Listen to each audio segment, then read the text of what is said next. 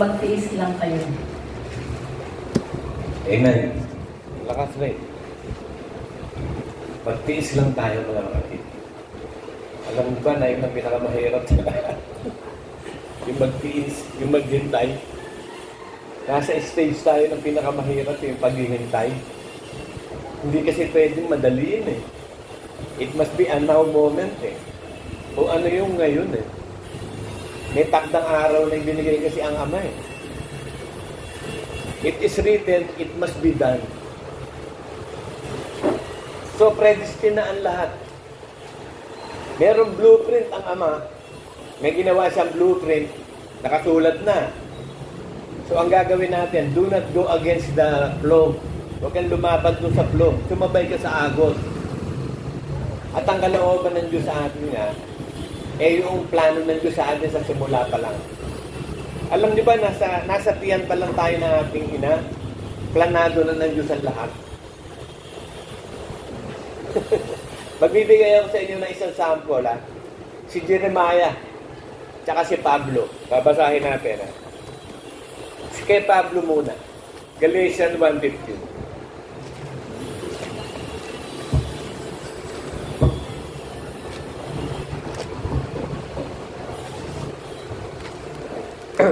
Ngunit nang magalingin ng Diyos na siyang sa akin ay nagbukod, buhat pa sa tiyan ng aking ina, at ako'y tawagin sa pamamagitan ng kanyang biyaya. So, ibinukod na. Titus pa lang si Pablo. Kilala na siya ng Diyos. Ganon din si Jeremiah. Jeremiah 1:5.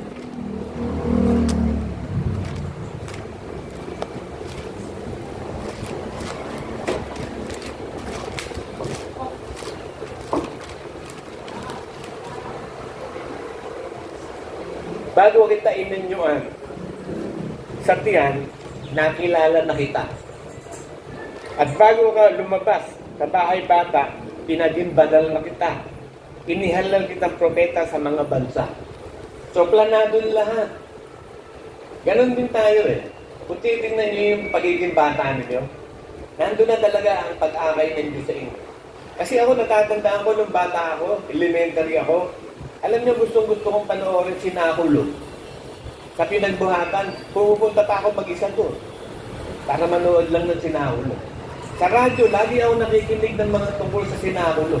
Tungkol sa buhay ng Jesus Christ. Ewan ko, talagang gustong-gusto ko yung si Jesus Christ, bata pa ako. Pero, maluwa ko kung bata. Sa simula pa lang, talagang ano na ako criminal mind na. Pero may plano ang Diyos kasi. Planado na ng Diyos ang lahat ng bagay eh. Kasi ako, ayoko nung may responsibilidad. Ayoko nung bibigyan mo ako ng responsibilidad. Tapos, kung sino pa yung ayaw, yun yung binibigyan. Sandro, ano ba to? Hindi natin malirip talaga ang karunungan ng Diyos eh. Hindi natin kayang sukatin o abutin ang mga plano, ang kaisipan ng Diyos. Brad, pakiano mga lito, pakipindot mo ngayon. Hindi ko laging nililipad. Oo, yan, pakipindot mo. Nililipad, nakatutok. Sabi ng Romans 11:33 ang ganito. Hayaan mo ng ganyan. Nililipad ng hangin eh.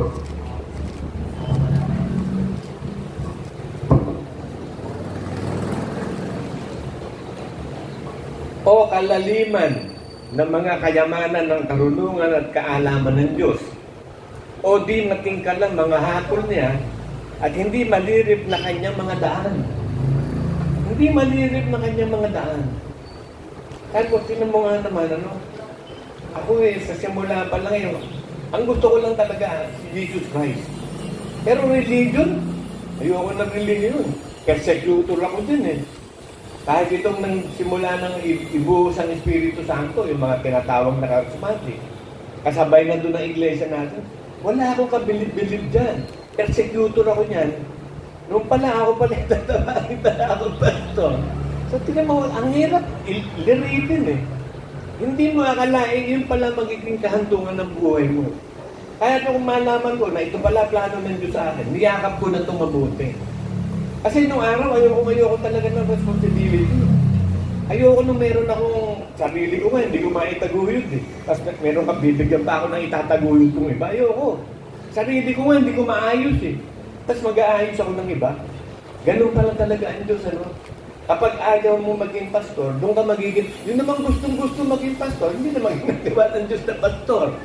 May mga ganun tao, may kilala ako nga, gustong-gusto niya maging pastor. Hindi naman siya naging hinirang ng Diyos na pastor. So, ganun talaga eh. Hindi mo kayang liripin ng kaisipan ng Diyos eh. Eh ngayon, naiintindihan na natin na tayo pala yung mga anak ng Diyos. So, kung tayo yung mga anak ng Diyos, magtiis ka dyan. Sabi nga ng message ng prophet, magtiis kayo. Kasi ang mananatiling tapat hanggang wakas, ay siya maliligtas. Eh marami magpo-fall away. Maraming tatalikod sa huling mga panahon. Maraming lalabas ng mga doomsday prophet. Katulad sa TikTok, may nananabot sa April 8, huwag daw kayong lalabas. Kasi may eclipse. Eclipse, katakot-takot na eclipse na nangyari. Yung mga ganyan, science lang yan and season. Ginawa na yung Diyos yan ng mga signs. Yung mga tinatawag na tetrads, yung blood moon. Science lang yan ang may gagawin ng Diyos. Yung eclipse, science lang yan. Kasi si Jesus Christ, nung mamatay, nagka-eclipse din eh. Nagka-earthquake. O itong malapit ng pagbaba ni Cristo, nagpakita na ng mga tetrads, puro mga blood moon. Tapos ito, may lumalabas ngayon, nagsasabi, okay, lalabas ng April 8. Ano naman ang connection ng eclipse sa iyo? Mangyayari lang yan sa tribulation, yung 3-day darkness. At yun ay pahirap ng Diyos yun, sa mga anak ng Diablo, di sa atin. Biruin mo itong mga ito, kayo magpapaniwala sa mga doomsday prophet. Huwag kang lalapin, meron mangyayari. Kasi sa ganito, sa ganyan, ang dami nilang pinagduduktong-duktong na kaisipan. Walang ganyan, may mga plano ay kasi hindi kaya makontrol ang plano ng Diyos. Kayong natatakot sa mga nababasa nyo, napapanood sa internet. Kasi may sinasabi ang Diyos na and heaven and earth shall pass away, but the word of God shall remain. Planado na lahat eh. Nakasulat na lahat. Hindi mo na mabubura yan. Walang makakapigil niyan, sabi ng Diyos. His word will stand to be done. Lahat ng plano ng Diyos, lahat ng gusto ng Diyos, mangyayari yan. Walang makakakontrol. Isaiah 46:10.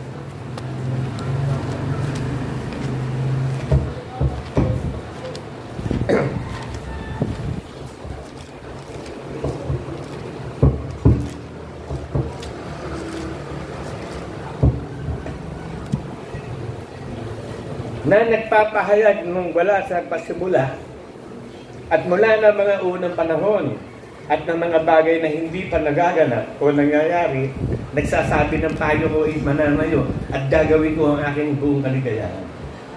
So ang payo ng Diyos mananayo, gagawin niya ang buong kaligayahan. Walang makakakontrol ng salita ng Diyos na pinalado. So ang gagawin mo na, sumabay ka doon sa agos, catch the wind of the Spirit. Ano ba ang plano ng Diyos sa iyo? Kasi ang plano ng Diyos, maligtas tayo eh. Maging katulad tayo ng Panginoong ito. Nakakasama tayo na masalangit forever and ever ng plano. Hindi sumabay ka doon sa plano. Eh nakilala na tayo ng Diyos noong una pa, kaya ka nga nandito eh. Kaya ka nga nagtitiis, nagtitiyagang sumunod sa kalooban, ikaw yun. Ngayon, tiyagain mo lang. Kasi ang hirap maghintay, katulad ng kahinaan ko. Ang kahinaan ko yung maghintay eh. Kasi napaka-mainitin ko tao. Tapos doon pa ako nilagay. Palaging baliktad eh, no? Ayoko ng responsibilidad. Ayoko nung naghihintay. At pinaghintay naman ako. Kaya kinakailangan maging useful naman yung paghihintay. So, wala ka namang gagawin. Ano gagawin mo sa bahay? Pag lumabas ka naman, magkakasala ka pa. Sa loob ng bahay, makikita mo lang, puro kisame ng bahay mo. Mananalangin ka, magbabasa ng bahay, manonood ng TV, maglalaro. Araw-araw. Pero ang importante, masanay ka naghihintay. Ano yung pwede mong gawin na hindi ka mabubulyo? Ano yung pwede mong gawin na hindi ka maiinip talaga? Hanggang sa maging constant na, sanay ka na. Sanay ka na sa ginagawa mo araw-araw. So, sanay ka na maghintay. So, at least meron akong ganun. Nasasanay ako. Pagdating ng alauna, ng hapon, lalabas na ako doon sa aking kwarto. Tapos na ako manood ng TV. Pagsisimula na ako maglaro ng baraha. Tapos every 30 minutes, maglalakad ako doon. Ikot ako ng ikot doon sa table. Pagdating ng po, lalabas naman ako. Kailangan maliwanag naman na ma-absorb mo. Huwag puro dilim. O puro ganun lang. Pagdating ng 5:30, pupunta na ako sa manonood na ako ng Family Feud. Nintendo ka ba? Yun ang mga ano ko. Pagdating ng dire-diretso na yun. Hanggang sa pagdating ng 8, tapos na ako, mahihiga na ako. O yun na. Hanggang nasasanay ka na. Yun yung circadian rhythm ko na. Hanggang masanay araw kasi paikot-ikot lang tayo sa ilang, mga kapatid. For 40 years, nagpaikot-ikot sa ilang ang Israel. Marami sa kanila hindi nakatiis. Hindi nakapaghintay. Kaya na-disgrasya sila. So, anong solusyon? Mag-intay ka, magtiis ka. Psalm 37:7.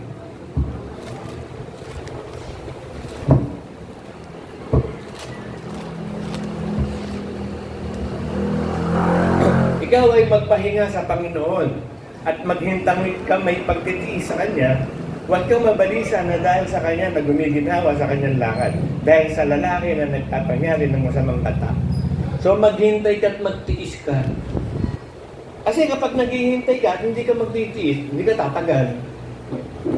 Kaya ang binigyan tayo ng mahabang pagtitiis ng Diyos, alam niya. Alam niya magpapaikot-ikot tayo sa ilang. Alam niya yun eh. Biruin mo, rutinary yan eh. Rutinary. Halimbawa, nagtatrabaho ka, rutinary yun, araw-araw ka magtatrabaho. Kung day off mo, Sabado at Linggo, o yun, masasanay ka na doon. Ganon din ang mga call center agent, kaya nasa call center naman, paiba-iba ng schedule. Ang hirap magsanay. Pero masasanay ka rin dyan. Pwede ka mag-adjust. Iba-iba tayo ng buhay. So, kailangan, piliin mo yung bagay na makapag-ihintay ka na may pagtitiis, na hindi ka mabubuwisin. Talagang ganun ang buhay. Kaya hanapin mo muna ang kaharian at ang lahat ng katuwiran na yun, at ibibigay sa iyo, idadagdag sa iyo ang lahat. So, alam na ng Diyos kung ano ang pangangailangan mo, alam na ng Diyos kung ano dapat gawin sa iyo. Ang gawin mo lang talaga, sumunod lang na sumunod. Sumunod ka lang na sumunod. Sabi sa Job 42, ang ganito.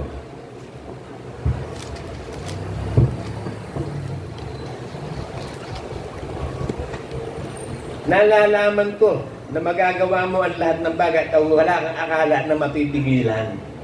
So, walang akala ang Diyos na mami makakapigil. Hindi na, it is written, it must be done. Kung paano yung pangako niya sa Israel, natutulungan niya to sa huling araw, gagawin niya yun, malapit na.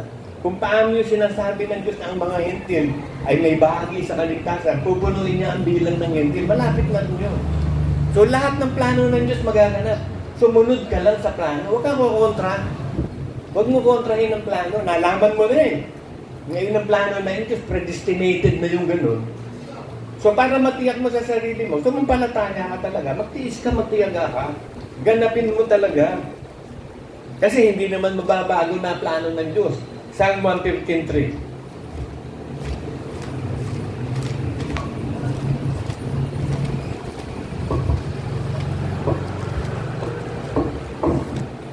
Ngunit ang aming Diyos nasa mga langit.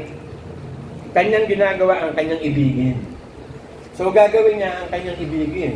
Sinabi na niya nga na pag hinanap mo ang kaharian ng Diyos at ang lahat ng bagay dadagdag sa iyo. Gawin mo yun. Paniwalaan mo yun, sundin mo yun, lahat ng bagay dadagdag sa iyo. Plano ng Diyos na ikaw ay mailigtas. So nalaman mo na ang paraan ng kaligtasan, dire-diretso lang. Manatili ka magtiis hanggang wakas. Sigurado yun. Sa langit ang punta mo. At pagpapalain ka ng Diyos sa lahat ng bagay, sigurado yun. Kasi walang makakapigil sa plano ng Diyos eh. Sabi sa Jeremiah 29:11.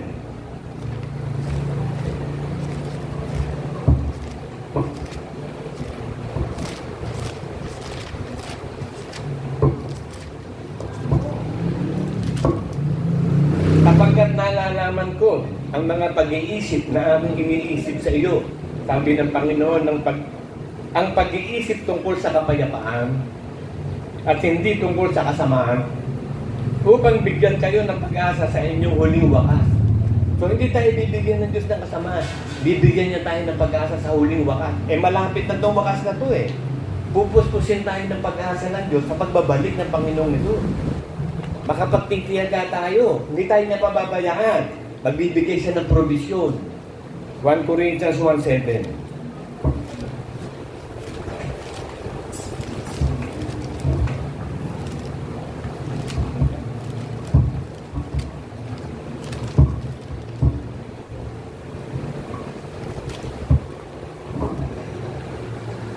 Ano ba't kayo hindi nagkulang sa anumang kaloob na nagsisipaghintay sa paghahayag ng ating Panginoong Jesucristo? So alam na ng Diyos kung sino yung sa Kanya. Binigyan niya ng mahabang pagtitiis. Kaya tayo nakapagtitiis, nakapaghihintay tayo. Para naman maging perfect ang paghihintay natin, bibigyan tayo ng kaloob ng Espiritu Santo. Bibigyan tayo ng kapangyarihan, kayanin natin lahat ng bagay. Lahat ng pagsubok, lahat ng dadaanan natin, sigurado magtatagumpay tayo. Walang pagsubok na hindi tayo bibigyan ng katagumpayan ng Diyos. Kasi yun ang plano eh. Hindi ka pwede umalis doon sa plano, sumabay ka sa plano. So hindi ka mapapahiya sa araw na yun, sabi ni Pablo. Yung inihabilin ko sa aking Diyos, hindi ako mapapahiya sa araw na yun. Natiti ako, naputong ng buhay, tatanggapin ko. At hindi lang sa akin, sa lahat pa na nagsisipaghintay sa pagbaba ng Panginoon Jesus. Sigurado yun. Sigurado makakatira tayo doon sa New Jerusalem. Sigurado may kwarto ka doon. Sigurado makakakain ka doon ng puno ng buhay.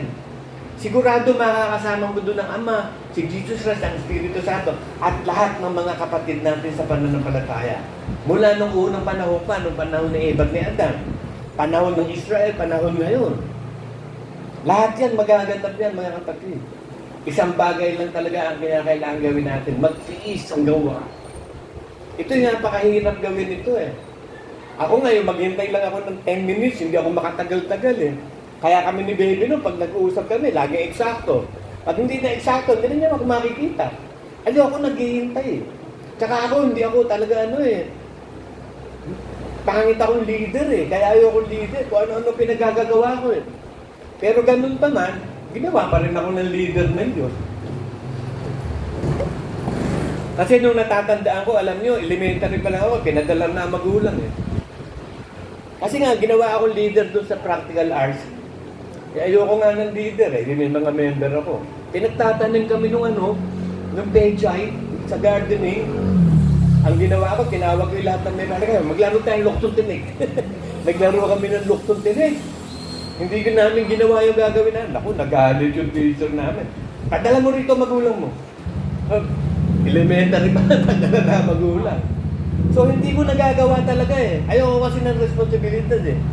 Naging, alam nyo, ako yung naging sa Boy Scout, ako yung leader ng buong Boy Scout sa Palate. Alam nyo, pinagagawa namin, lumabas kami, ang patrol namin, Eagle eh. Ako, albas tayo, madaling araw. Alam nyo, ginawa namin, nagnakaw kami ng pandesal. Dalang-dala ko ba yun? Pero alam nyo, nung maging Kristiyano naman ako, gustong-gusto ko magpakabanal-banal. Pero nung hindi pa ako Kristiyano, lahat ng ginagawa ko, puno katarantaduhan. Naikwento ko ito sa inyo, kahit sa pag-aaral. Kaya sa kakapagtaka, ako pala'y, banal pala ako eh. Ako pala'y may kulang sa akin. Samantalang yung pinaggagawa ko, hindi papasayo sa tao. Kaya hanggang ngayon, yung nakakakilala sa akin, hindi naniniwala. Kasi hindi, yung karakter ko, at saka yung mga nakikita sa akin, characteristic, hindi pa kakapasa sa tao. Eh, hindi naman tumitingin ng Diyos sa ganyan, tumitingin siya sa puto eh. Kaya nung malaman ko, sabi ni Brother Ma sa akin, pastor ka. Kako, Brother Manny, hindi, nakikipagtalo pa ako lagi. Wala akong member eh. Bibigyan ka. Ayan ang member mo, Pinalayas ni Felipe, yan ang mga member mo, yung Pinalaya. Tapos, nung nagsabi na sa akin, bishop ka. Paano ako magiging bishop? Wala naman akong pastor, kailangan 2 o 3. Meron kang pastor, 4 pa nga eh. Ayan no? Si Jun Olbiga, si Oji, si Manuel, si Alex, sa'yo yan. Bishop ka na. At ako, bishop na ba ako? Walang kahirap-hirap yung mga promotion ko. Kasi ayoko ng responsibilidad talaga mga kapatid. Pero nito nga, nung maintindihan ko na ang will of God, kailangan huwag mong kontrahin ng kalooban ng Diyos. Kung ano yung sinabi ng Diyos, gawin mo. It is written, it must be done. Magkaroon ka ng karangalan. Sabi ni Pablo sa 1 Corinthians 7:15.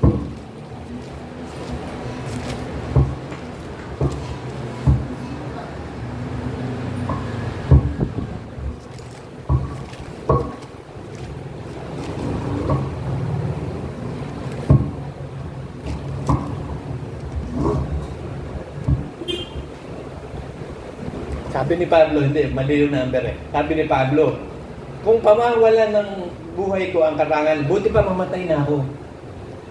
Kasi yun ang importante eh. You are salt of the earth. Meron kang kredibilidad, meron kang integridad. Naniniwala ang tao sa iyo. Kasi kung ikaw Kristiyano, hindi naman naniniwala tayo sa iyo. Para ka lang yung asin na nawala ng alat. Paano mo ba masolve ang problema? Tatapang-tapakan ka ng mga tao. Kung ikaw talaga sa sarili mo, tunay na Kristiyano ka, at tingin doon ng iba sa iyo, tunay ka. Kasi yun yung sarili mo Ikaw ang unang hahatol sa sarili mo. Hatulan mo ang sarili mo. Para na sa ganon, hindi ka hatulan ng iba. Kasi ang Diyos ang hahatol Saliksikin mo sarili mo. Sabi sa Galatians 6:2.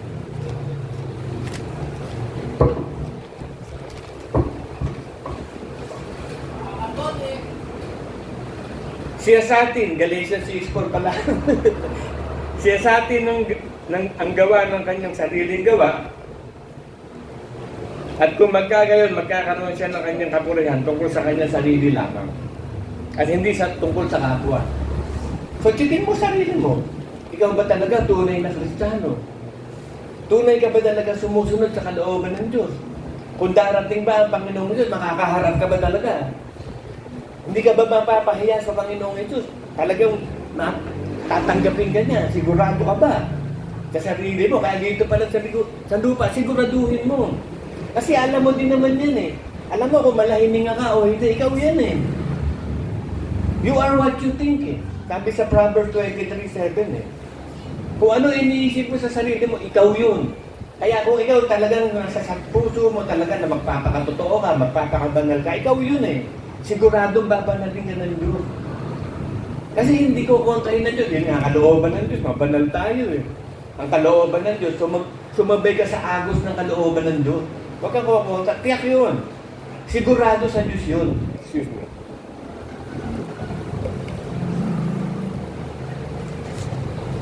Sabi ng Isaiah 43:13.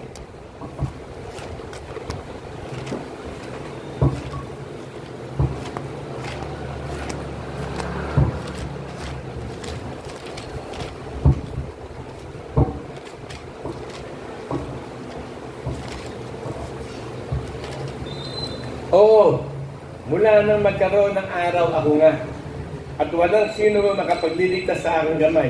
Ako'y gagawa, sino bibigil? Gagawa ang Diyos, sino bibigil?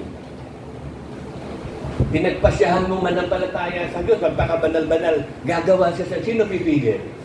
Sabi, ako, ang gagawa, sino bibigil sa akin? Mababanal ka? Kasi yun ang gusto mo Di ba sabi nung may keto, Panginoon, linisin mo po ako. Ano ba gusto mo? Linisin mo po ako pa. Gusto ko rin yan. Kung ano ang kalooban dito sa langit, gagawin sa kalooban sa lupa.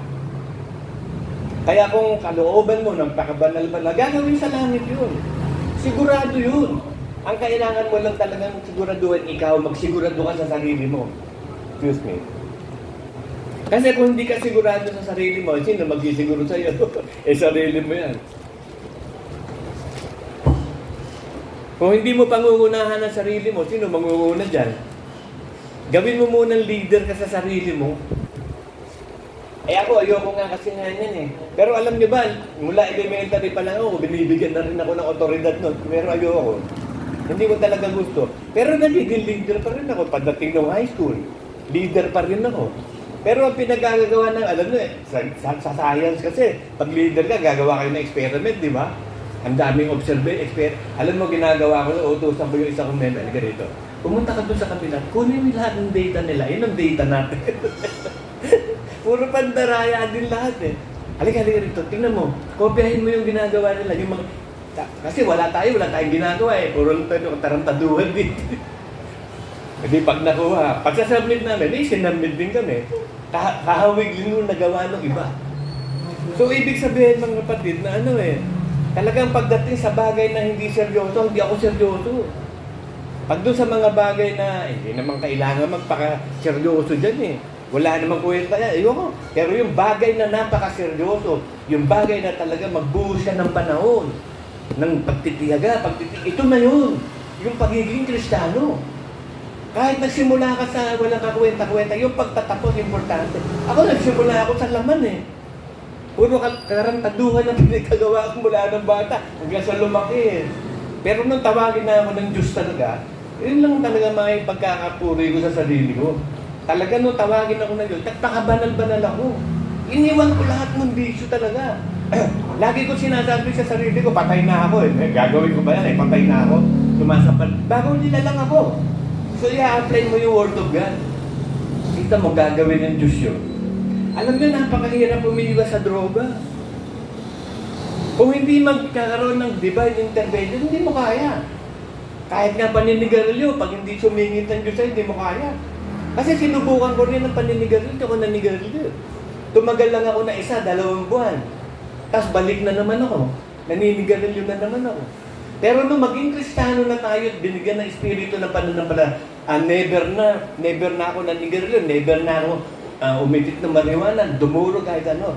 Ang ginagawa ko lang, painom-inom ako ng red wine. Hindi naman masama yun, makakabuti pa yun. Pero wag din madami. Moderate lang din lang. Pero yung lahat ng bisyo, napakadaling iwanan lahat yan. Because of faith, pag naniwala ka sa salita ng Diyos, magaganap sa iyo yan. Ba't nawala? Kaya pala ako pinagpapawis. Electric fan, ba't nawala yung electric fan? Wala, pakipindot mo nga. Kaya pala ako pinagpapawisan. Hindi na, nawala lang, namatay. Balik tayo dito sa salita ng Diyos.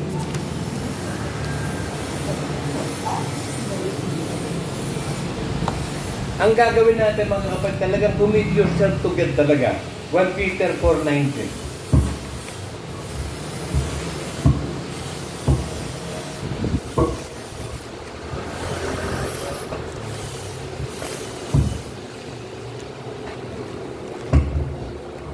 Kasi kung hindi mo ikukumit ang kaluluwa mo sa Diyos, kanino mo ikukumit yan? Ito sabi ng Diyos, 1 Peter 4:19. Kaya ipagkatiwala naman na nagbabata ayon sa kalooban ng Diyos ang kanilang mga kaluluwa sa paggawa ng mabuti sa tapat na lumalang. So ipagkatiwala mo yung kaluluwa mo sa Diyos, nagbabata ka eh, nagtitiis ka ng pagsunod sa Diyos eh, sa paggawa ng mabuti. Dahil yun ang plano. Sa simula pa lang, yun ang plano, maging katulad ka ng Panginoon Diyos at ang kabutihan gagawin lahat ng utos ni Kristo. So ipagkatiwala mo yung kaluluwa mo sa Diyos na masunod mo yun.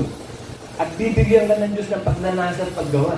Hindi nyo napapansin, kahit yung iba natin mga kapatid, tinatamad na, ba't ikaw hindi pa? Ba't yung iba, hindi na natin tinitin, ayaw nila. Yung sarili mo, tignan mo. Suriin mo, baka mamaya nakatayo ka, nakabuwal ka pala.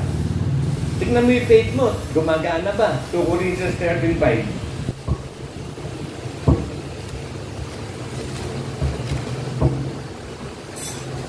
Kasi pag siniyasat mo yung iba, hahatol ka. Hatulan ka rin. Ang siyasatin mo, sarili mo, para pag hinatulan mo, sarili mo. Ang hahatulan mo, hindi iba. Kasi kapag nagkamali ka pa ng hatol sa iba, hahatulan ka nun. Pag sinabi mo, ito, hindi maliligtas to, baka ikaw ang hindi maligtas.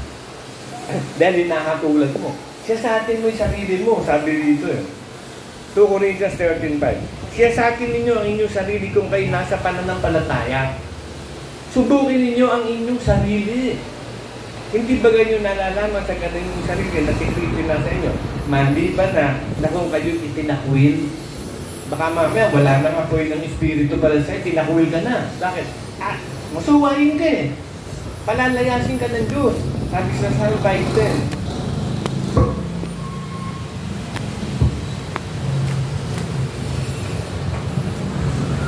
Bigyan mo sana sila, O Diyos. Ibuwan mo sila sa kanilang sarili mga payo. Palayasin mo sila sa karamihan ng kanilang pagsalangsang. Kapagkat sila'y naghihimagsik labi sa iyo. Sa dami ng pagsalangsang mo, sanay kang sumuway. Sanay kang hindi mag-worship sa palasyo. Pag napunuan sa loob, kakalusin ka ng Diyos. May grace period ang lahat ng bagay. Pag nagpatuloy ka na nagpatuloy sa kasalanan mo, lalaki na lalakan, aabot yan sa kamatayan. Sabi sa James 1.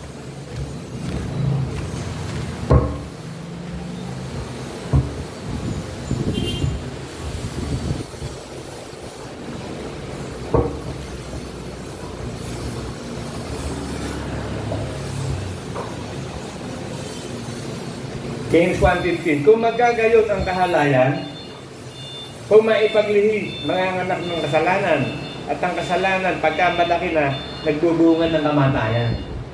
So, dikit-dikit na yung kasalanan mo, lumalaki na lumalaki, magbubungan ng kamatayan yan.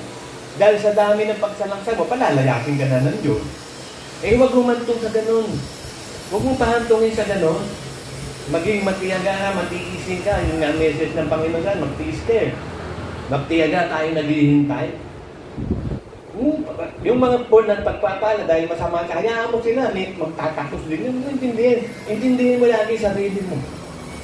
Huwag mo intindihin ng iba. Ikaw ba nakakasunod? O di sunod lang na sila. Sila hindi. Di ba alam sila sa buhay nila? Ayaw nila. Huwag kang maging pakialam sa buhay ng iba. Ayaw nila ikaw. Ayaw ka rin ba? Nakikita mo, hindi sila sumunod, hindi ka rin masusunod. Kailangan maging masunod. Naiiba ka dapat. Hindi yung, hindi sila sumunod, hindi natin ako susunod. Sila lang ba? Ako din. Kailangan ma-influensya ka ng Espiritu Santo katulad ni Pablo. Sabi ni Pablo, gayahin niyo ako, nagaya ko, Panginoong Jesus. Imitate me, I have imitate Christ. Naging halimbawa ako, sabi ni Pablo. Kasi alam ni Pablo talagang sumusunod siya. Kaya nga si Mark na nga, kita mo si Mark na, inayawan niya. Si Mark na yung gumawa ng gospel ng Mark, inayawan niya. Bakit? Bumibitaw hindi talaga ang pagsunod, hindi pa. Humiwalay sila sa Pampilya. Pupunta sana sila sa Pampilya, humiwalay si Mark. Nung lalakad na uli sila, sabi ni Barnabas, balik tayo sa mga kapatid natin. Sabi ni Pablo, hindi ko isasama yun si Mark, si Silas ang gusto ko. Kasi yung faith ni Pablo, matindi talaga nasa top level talaga. Na talagang nagpapakabanal siya. Ganon din tayo, ano ba gagawin mo? Natagpuan mo na nga ang kayamanan, pababayaan mo pa ba? Di ba sabi doon sa Bible?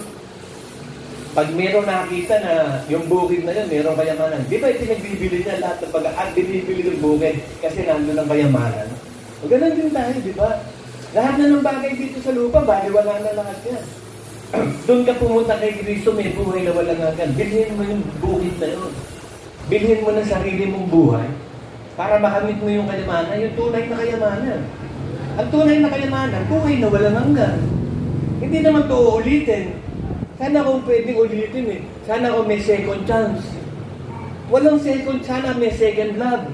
Walang second love. It's only a chance of a lifetime. Kaya sabi na Diyos, para lang kayo singaw Tapos niya, para lang kayo anino, mawawala rin kayo. Napaka-iksi ng buhay ng tao. 120 years old. Paabutin mo ba sarili mo sa 120 kung puro sakit ka? Wala kang kwentang mabuhay kung puro sakit ka. Masarap lang mabuhay kung wala kang sakit at marami kang pera. Yung maraming pera, may sakit naman, ayaw na rin mabuhay dun Bakit? Ang nararamdaman niya, puro sakit ng katawan pero ang dami niyang pera. O sino pinagpala? Yung maraming pera hindi makakilos? O yung walang pera na nakakakilos? Yung nagagawa pa niyang gusto niyang gawin, na wala naman siyang pera, gaano? Ayun, ang dami-daming pera. May diabetes, hindi makakain ng maraming ice cream kasi may diabetes. Ang dami-dami niyang pambiling ice cream, hindi siya kahit nga factory ng ice cream, pwede niyang bilhin Pero hindi niya magawa. May high blood siya, hindi siya makakain ng bagnet. O, buti pa yung wala namang high blood, kain ng bagnet. O, sino ang gusto mo? Yung magtitiis ka, magtitira ka rito, pero forever and ever ka namang mabubuhay kasama ng Diyos. O sandali lang dito kasiyahan sa lupa, pero forever and ever sa impyerno ka naman. So, kailangan ma-analyze mo yan Yan ang na-realize ko, kaya ang pinagdaan ng Diyos sa bata pa na puro kasamaan